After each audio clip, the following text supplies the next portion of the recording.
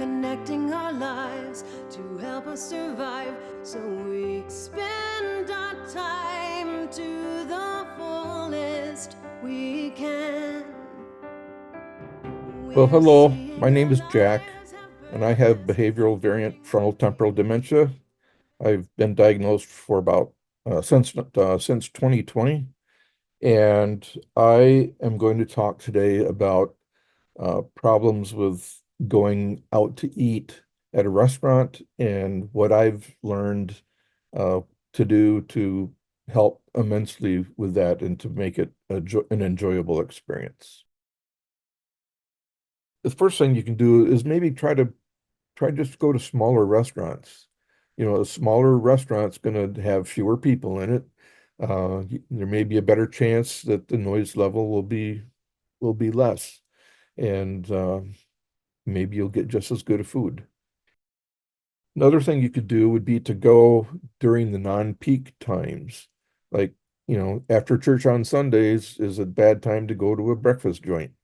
Um, Everybody and their brother is going to be there. So just try to pick if it works for you to go at times when not everybody else is there. Another thing I like to do is take somebody along who can pay the bill, and then I can reimburse them after, or you can arrange that even beforehand if you know what you're going to get. And that way you don't have to worry about adding up the total and adding in the tip correctly. I used to mess up the tips all the time at work. And I had to go to my boss one day and say, hey, I had these guys out for a business lunch and I totally messed up the tip. And I think I tipped it, 30% or something like that. And this was before I knew I had cognitive issues. And they said, oh, don't worry about it. It was just once. And but yeah, that's always good to do because you don't want to undertip somebody either. If they've been accommodating to you in your situation, remember them in your tip and then repeat your visit. Go back and let them know that you really appreciated it and it helped, and you're thankful for that. I try to do this a lot. I will look at the menu online before I go. And that sounds maybe pretty basic, but yeah, if you can take it to time at home to read about what they offer. For example, I don't like water chestnuts. So if we go to a Chinese restaurant, I don't want to order something that has those. And I'm not going to know that unless I can study it beforehand. So I think looking them up online and reading it beforehand and getting an idea of what you want is a good idea.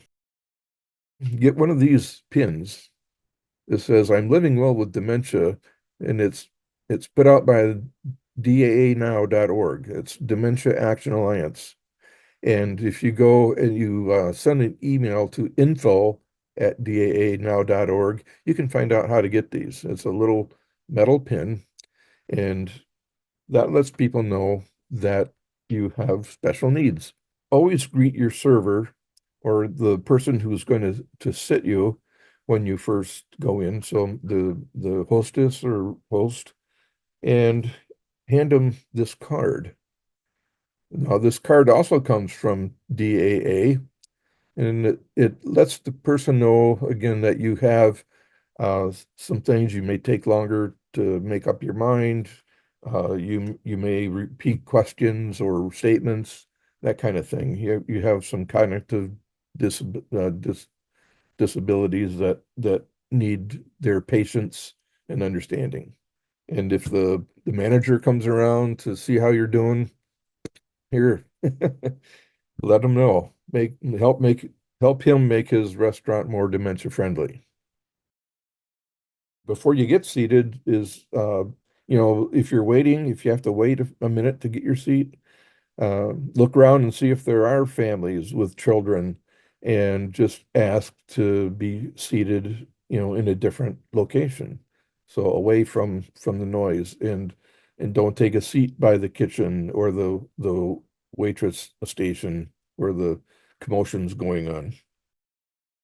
I've done this a lot of times. I've gone into restaurants and, like I said, they play music and you never know what kind of music they're going to be playing. It could be what the dishwasher turned on in the morning when he got there, and it's not maybe to your liking, or it's just maybe too loud, whatever it is. I've never had a complaint from somebody working at the restaurant that wouldn't turn down the music for me. Uh, I've had a couple cases where they couldn't figure out how to turn the music down, but I've never asked where they've been able to, where they refuse to do that. It's very simple.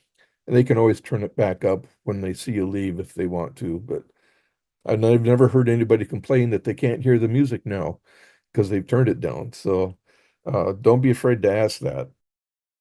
The other thing I think you can do, if all else fails, wear earplugs. And you've probably heard this by now, but in my last job, I was the safety manager and I worked in a very noisy factory and everybody there wore earplugs. So I know how to use earplugs. There's a right way and a wrong way. And actually, there's a right way to put them in your ear, and uh, there's a wrong way. And so what I want to show you to do is if you're using these foam type ear plugs, take one of them and roll it in between your fingers to get it as small as you can, as all compressed up as much as you can. Then with one hand, pull back at the top of your ear, pull up and back, because what that does is it straightens out your ear canal. Then insert that compressed earplug and put it in all the way. You can't even see this now, it's in there. And hold that in there with your finger while that foam expands back out. That way it doesn't slide back out as it's expanding. And I always found that it helps to kind of rotate these as you take them out, go in a circle pattern, and they'll come right out. That way it doesn't pop your ear. Now that is the most effective way to use the earplug. And if you want to use it so it has some effect, but you can still hear people talking to you, only do the same technique, but only put it in about halfway. And again, hold it there until it expands. That won't be as effective as cutting down all the noise, but you will still be able to talk to people. I use those as a last resort. I really don't want to wear earplugs when I'm out with people because it really takes you out of the interaction. You can't talk to people, you can't hear them. It's just useless. So try those techniques and see if you can't have a better time when you go out to eat. Thanks for listening. We're living beyond dementia, connecting our lives to help us survive. So we spend our time to the fullest we can. We're seeing our lives have purpose, engaging our days to find better ways and build this life to the fullest we can. We're working to lose the stigma, from challenge to change.